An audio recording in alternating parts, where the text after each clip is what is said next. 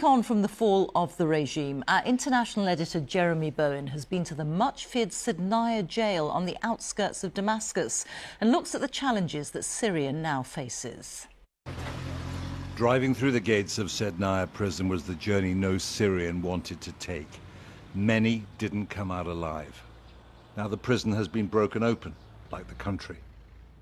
And on Sednaya's forbidding hill outside Damascus, there are signs in the prison yard of how far Syria has come in just a week.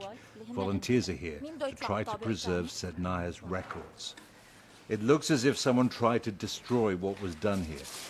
When dictators and their henchmen fall, making sure they don't take the truth with them is a big part of a better future. It's slow work. Runaway? Yeah. A runaway guard. In Sednaya's cell corridors, you can see how hard it will be to mend the country Assad broke. Families come here searching for those they've lost. It is estimated more than 100,000 people disappeared since 2011 after being detained by the old regime.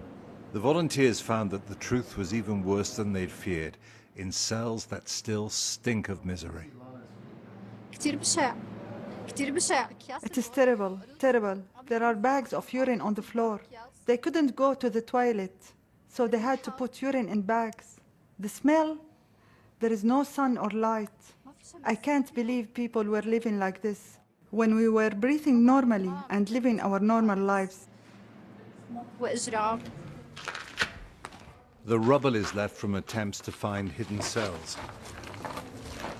Sednaya's basements were the dark heart of the Assad regime. It used the fear of this place to coerce and repress the people. Just punishing the torturers who lurked here and healing their victims is a huge undertaking on its own. This prison is full of horrible little details of the way that people were mistreated. This area is full of blankets, bits of clothing, uniforms. I'd say there's a strong possibility that they kept dozens of men cooped up in here like sardines in absolutely brutal, bestial conditions. Every Syrian I've met has said that the future has to be built on justice for the past. These men in the prison yard called Sednaya a mass grave and wanted Bashar al-Assad to be decapitated. Ahmad, searching for the brother he said lives on in his dreams, did 3 years in Sednaya. It was so bad, the torture, the food, everything. We were suffering. We are many. People from Al-Qamishli, Hasakka, Dir al-Zur, Al-Raqqa, or looking for their loved ones. Thousands are still in the streets, looking for their children. It's not just me. Another huge challenge, reconstruction. Who will pay? The economy was destroyed by the war and sucked dry by the corruption of the Assads. This is Jobar, close to Damascus city center. We drove through the ruins to see Hassan Abu Shwab, back with his family after 11 years in jail, sentenced to death for terrorism, the regime's word for rebellion, which he denies. The neighbors were firing into the air to celebrate the return of sons from the war. What do you think should happen to the sort of guys who tortured prisoners like you? They should be punished. We are human souls after all, not stones. And the killers must be publicly executed. Otherwise, we won't get through this.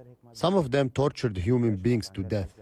I saw a 49-year-old man in my cell die. They tortured him for 3 days, then wrote in the report that he had a stroke.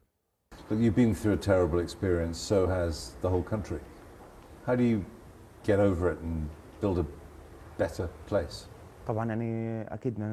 We need to forget to move on. This is a happy time for all Syrians. We need to get back to work. We turned the page. All the sadness is behind us.